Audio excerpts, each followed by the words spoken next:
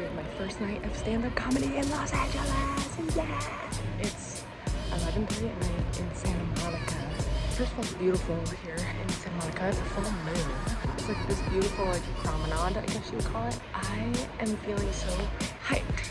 I just did 3 open mics. The third one was a bucket mic, which means there was a chance I wasn't gonna get drawn. It was like a lottery, and I got drawn.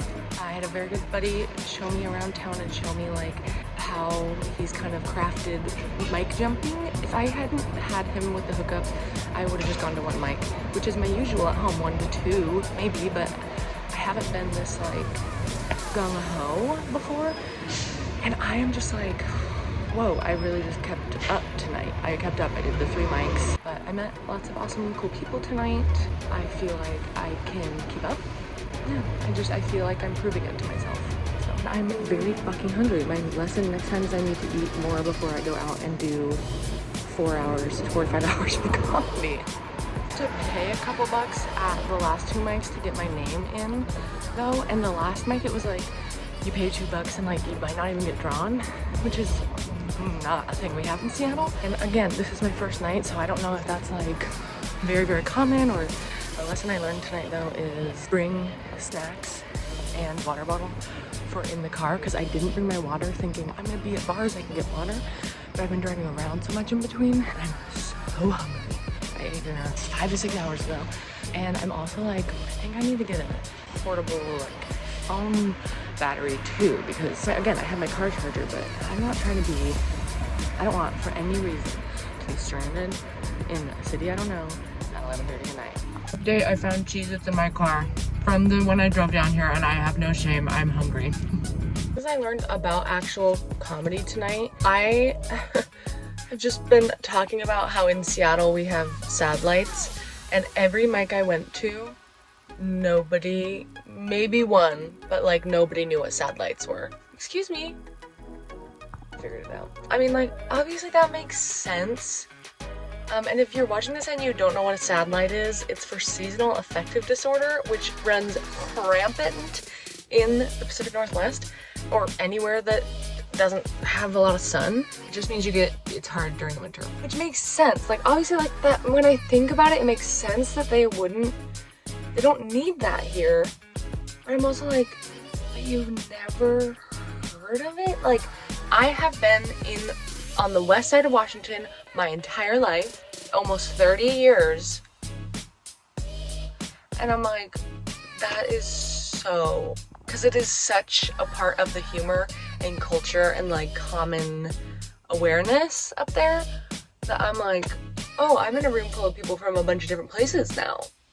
I'm not in a room full of people from Seattle. So I thought that was really funny. I was expecting people to know what a sad light was, honestly. Like, the other thing I learned about comedy tonight is that I feel like I did a week's worth of comedy in one night. My week of comedy, like, I feel like I did an Andrea week of comedy in one night, which, like, I've done 2 show nights, like, I don't know, tonight doing 3, I was like, my set got so much tighter as the night went on, and like I was adding different stuff as the night went on, and I figured out, like, I was a little bit nervous that some of my jokes about Seattle wouldn't work here because this is Seattle. Like, I'm just not sure what other people know about the culture up there in other places. Like, I don't know how we're perceived elsewhere. But what I learned tonight is they know enough to laugh at my Seattle jokes, which is great. All 3 places laughed, which tells me they know enough about Seattle for me to tell those jokes here, which is such a relief because I have a good amount of that, and I'm not gonna tell you the joke. You have to come to the show, lol. The other thing I'm learning, and I relearn this lesson all the time, but I think I specifically have a hang up, like I think a lot of people do, about these cities like LA, where I think everybody here is really cool and really, really talented, and that you can't move to these cities unless you are cream of the crop. And that has held me back mentally for a long time. I've come here before and learned this lesson as well, is that these cities are not necessarily, I mean, there are amazing people in these cities. There are amazing comedians in Seattle though too. There are professional, amazing comedians in Seattle who just tour out of Seattle and they don't feel the need to move to one of these cities. There are great people here, yes. There's also all kinds of people here. There's all kinds of comedians here. There's just a lot of them. I feel this way. I get in my head a lot. This is a story I've been telling myself for my whole life. This is a lesson I relearn constantly, is there's room for you. You know, you don't have to be insert blank here, elite, you know, adjective here, to enter this space, whatever the space is in my head. You don't need to look a certain way, dress a certain way, change yourself. I think specifically this comes up to me about the gym too, and it has happened here where like I went to go to the gym here and I was nervous because I was like, I am not a hot gym girly. I am a potato gym girly. I don't care about looking great when I work out, and I don't have matching sets of clothes. I don't put my hair up in the scrunchie. Like, I'm not cute when I work out. That's not what I'm there for. And that's, if you want to look cute while you work out, that's totally fine. But like, I had some hang up about LA gym equals hot people, equals hot girls. I'm going to stand out. I'm going to be like, sometimes I don't shave my legs. I'm going to have body hair. I'm going to have, my body's bigger than some bodies, and I don't look like this hot girl, cool girl. I'm not a cool person. I'm a silly Billy, self-proclaimed. And I went to the gym. Lo and behold, there's all kinds of bodies. There's all kinds of people. There are people who do not match. There are hot girlies. There are regular girlies, and everything in between, even in LA.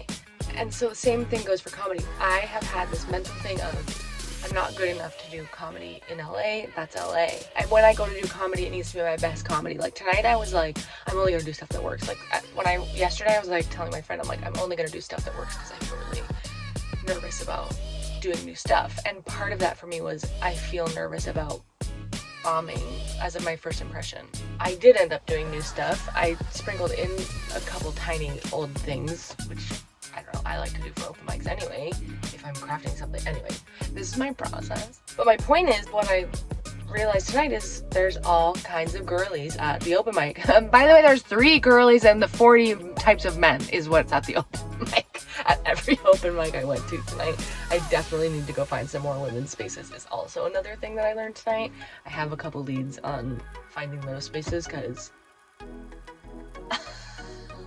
I know that's the reality in comedy, but it was literally like 40 people and 3 of us were women. It just makes me laugh. It's not a big deal, it just makes me laugh. And I make them laugh.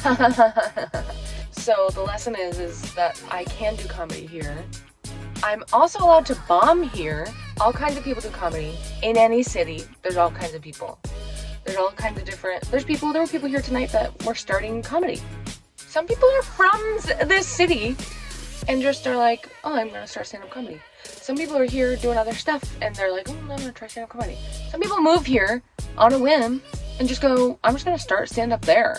Like, everybody's journey is different. There's no one right way to do this. And I get to be here, I guess, is the lesson. I get to be here. I get to go do comedy. I have great comedy to share. And it's okay if I bomb in LA. You're still a comedian doing your stuff, working out your stuff, even in LA. So these are the lessons I took with me tonight. I will say, I did go to the gym the other day, and I was nervous, especially because this location of my gym was in like a very bougie like apartment complex. And there were hot girlies. And I go into the gym. The woman at the front desk tells me that I don't have a membership that is, like, gets me into this club. And I felt a little embarrassed. She said, like, oh, so you have to pay an inner club fee of $10. And I was like, of fucking course. This bougie ass apartment complex in LA has an inner club. I thought I couldn't get, I'm paying for the membership. How is there an inner club? What the hell? So I'm rolling my eyes, I pay the fee because I'm already there and I use the gym. Today I'm like, fuck that, I'm gonna go to another location. Today I go to another location. They make me pay the fee too, and this place was not a fancy location. It was carpeted.